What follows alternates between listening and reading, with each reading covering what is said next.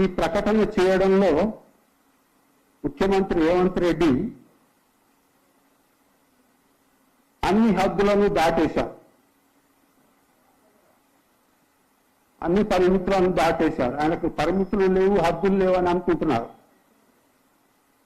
So నేను ఏదైనా ప్రకటించవచ్చు, ఏదైనా చేయొచ్చు అని అనుకుంటున్నారు. అది సరైనది కాదు. ఒక ప్రజాప్రతినిధి ఆయన. అట్లా ఒకేసారి అట్లా మాట్లాడేయడం, 27,000లో 23,000 పాఠశాలలు మూసేస్తానని రాజులు కూడా ధైర్యం చేయలేరు అట్లా మాట్లాడడానికి. ఒక ప్రజాప్రతినిధి ముఖ్యమంత్రి అయ్యింది అట్లా మాట్లాడేస్తున్నాడు. అది కరెక్ట్ కాదు. ఇంతకుముందు ఇక్కడ అందరము ఎంతో ప్రజా ఉద్యమాలలో అనుభవం ఉన్న వాళ్ళం ఉన్నాం. నాకు ఇప్పుడు నియర్లీ 60 ఏళ్ళ అనుభవం ఉంది, విద్యార్థి దశ నుంచి అధ్యాపక దశ నుంచి ఇప్పటి వరకు. నేను ఉస్మానియా యూనివర్సిటీలో విద్యార్థిగా ఉన్నప్పుడు, ఎంఏలో 1966లో విద్యార్థిగా ఉన్నప్పుడు బ్రహ్మానందరెడ్డి ముఖ్యమంత్రిగా ఉండే. ఆయన ఉమ్మడి ఆంధ్రప్రదేశ్లో. ఆయన అనుకున్నాడు, ఆయన కన్ను ఉస్మానియా యూనివర్సిటీ మీద పడింది. దీనికి ఇంత పేరు ఏంటి దేశంలో అని. దీన్ని ఎట్లయినా నాశనం చేయాలని నిర్ణయించుకున్నాడు. నిర్ణయించుకొని ప్రతి దాంట్లో జోక్యం చేసుకోవడం, వైస్ ఛాన్సలర్ను ముందుకు వెళ్లకుండా డిఎస్ రెడ్డి అని వైస్ ఛాన్సలర్ ఉండే. ఆయన ఒక విద్యావేత్త, మంచిగానే నడిపిస్తున్నాడు యూనివర్సిటీ. అటువంటిది వైస్ ఛాన్సలర్ను నడపనివ్వకుండా చేస్తాడు. చేసి ఒక జీవో ఇష్యూ చేశాడు. 4 ఏళ్ళు వైస్ ఛాన్సలర్ టర్మ్ అయితే 3 ఏళ్ళు చేస్తున్నాను, నీ టర్మ్ అయిపోయింది వెళ్ళిపో అని ఆయన నోటీస్ ఇచ్చాడు వైస్ ఛాన్సలర్. ఆయన గట్టివాడు, విద్యావేత్త అయినా కూడా గట్టిగా.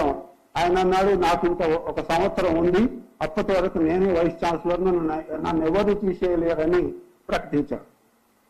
అప్పుడు మేము విద్యార్థులు అందరము ఆయన వెంట ఉన్నాం, ఆయనకు మద్దతు ఇచ్చాం. ఇచ్చినప్పుడు ఉస్మానియా యూనివర్సిటీ విద్యార్థి సంఘం ఎన్నికలు వచ్చినాయి.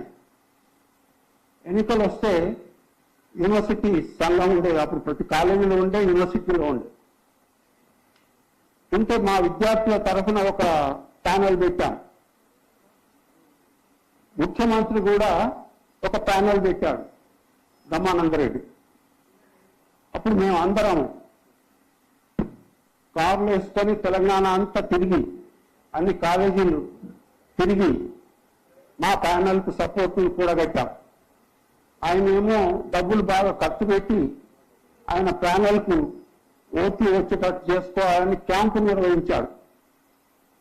క్యాంపు నిర్వహించి విద్యార్థి నాయకులను తీసుకుపోయి క్యాంపులో పెట్టాడు. అయినా మేము భయపడకుండా మొత్తం తెలంగాణ తిరిగి మొబిలైజ్ చేశాం. ఎన్నికలు అయినాయి. ఎన్నికలలో మా ప్యానల్ కంపెనీ మెజారిటీతో గెలిచింది.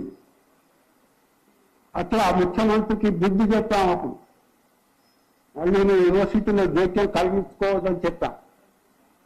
అది మూడు రాష్ట్రంలో ఆంధ్ర నుంచి ఉన్నటువంటి ముఖ్యమంత్రి. ఇప్పుడు మనం తెలంగాణ కావాలని కొట్లాడుకొని పోరాటాలు చేసి త్యాగాలు చేసి రాష్ట్రాన్ని తీసుకొస్తే మన ముఖ్యమంత్రులు ప్రభుత్వాలు ఏం చేస్తున్నారు? కేసీఆర్ ప్రభుత్వం విద్యను నాశనం చేసి అట్టడుగు స్థాయికి తీసుకెళ్ళింది. వీళ్ళు వచ్చి బాగు చేస్తారేమో, సో మనం అందరం ఉద్యమిస్తేనే కేసీఆర్ ప్రభుత్వం కూలిపోయింది, అందరం వ్యతిరేకిస్తేనే. వీళ్ళ ప్రభుత్వం వచ్చింది. వీళ్ళు వచ్చి కేసీఆర్ ప్రభుత్వం కంటే అధ్వానంగా మేము ఉద్యమిస్తుంటే కేసీఆర్ ప్రభుత్వం స్కూళ్లను మూసివేసేది ధైర్యం చేయలేదు. ఆయన ఉన్న 9.5 సంవత్సరాలలో ఒక స్కూల్ కూడా మూసివేయలేదు. ఎందుకంటే మనం ఉద్యమిస్తాం, వ్యతిరేకిస్తామని చెప్పి. కానీ ఈ కాంగ్రెస్ ప్రభుత్వం వచ్చి, రేవంత్ రెడ్డి ప్రభుత్వం వచ్చి అసలు ఎవరిని he's taking for granted everybody. విద్యార్థుల తల్లిదండ్రులను, ప్రజల్ని, ఉపాధ్యాయ సంఘాలను, విద్యార్థి సంఘాలను, విద్యా పరిరక్షణ ఉద్యమాన్ని అన్నిటినీ కూడా ఆయన లెక్క చేయకుండా is taking for granted and he's taking his own decisions. ఏకపక్షంగా ఒక్కడే డిసిషన్స్ తీసుకొని ప్రకటించేస్తున్నాడు. సో ఇది చాలా తీవ్రమైనటువంటి ప్రకటన. ముఖ్యమంత్రి చేసినటువంటి ప్రకటన చాలా తీవ్రమైంది. మన రాష్ట్రానికి సంబంధించి విద్యా వ్యవస్థకు సంబంధించి చాలా చాలా తీవ్ర పరిణామాలు ఉండేటువంటి నిర్ణయం ఆయన ప్రకటించింది. అయితే అప్పుడు బ్రహ్మానంద రెడ్డిని ఎదిరించినట్లయితే తర్వాత నేను అధ్యాపక సంఘాలలో పనిచేసి ఒక ఆయన వైస్ ఛాన్సలర్ ఉస్మాన్ యూనివర్సిటీలో నియంతగా పనిచేస్తే ఆయనకు కూడా బుద్ధి చెప్పాం. ఉస్మాన్ యూనివర్సిటీ టీచర్స్ అసోసియేషన్ తరఫున, తర్వాత ఆంధ్రప్రదేశ్ టీచర్స్ అసోసియేషన్స్ ఫెడరేషన్ తరఫున, అన్ని యూనివర్సిటీల ఫెడరేషన్ తరఫున ఆ అనుభవాలన్నీ మాకున్నాయి. ఇప్పుడు మేము డిమాండ్ చేస్తున్నాం, ముఖ్యమంత్రి వెంటనే తన స్టేట్మెంట్, తన ప్రకటనను వాపస్ తీసుకోవాలి. సో నేను I did not mean that, నేను దాన్ని పర్సూ చేయను, అమలు జరపను అని చెప్పి ఆయన ప్రకటన ఇవ్వాలి. తర్వాత మన డిమాండ్స్ ప్రకారం బడ్జెట్ ని పెంచి ప్రభుత్వ విద్యా సంస్థల్ని బలోపేతం చేయాలి. చేయకపోతే ఏం చేస్తారు అంటే, విద్యా పరిరక్షణ ఉద్యమానికి ఆయన స్పందించడం లేదు. మరి ఏం చేస్తాము? రాజకీయ ఉద్యమాన్ని కూడా వెనకాడం. యూనివర్సిటీలలో, కాలేజీలలో విద్యార్థి యువతీ యువకులను కూడగట్టి ఈ ప్రభుత్వానికి వ్యతిరేకంగా రాజకీయ ఉద్యమాన్ని కూడా స్టార్ట్ చేయడానికి వెనుకాడం. మాకు అనుభవం ఉంది. రాజకీయ పార్టీలు స్టార్ట్ చేసి పనిచేసిన అనుభవం కూడా ఉంది మాకు.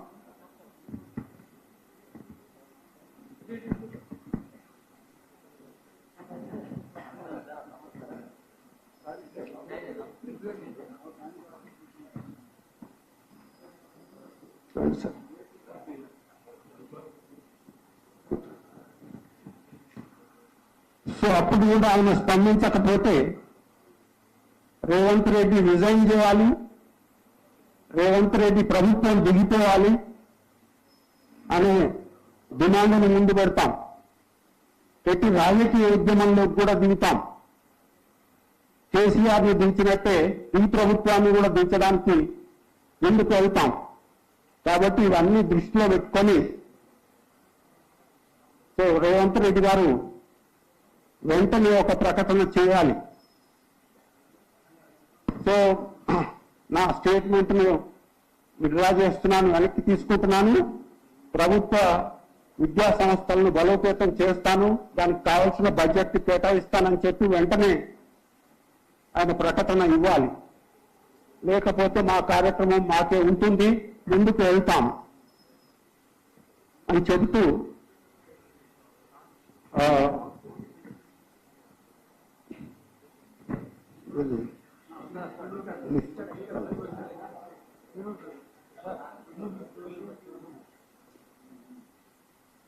ఇప్పుడు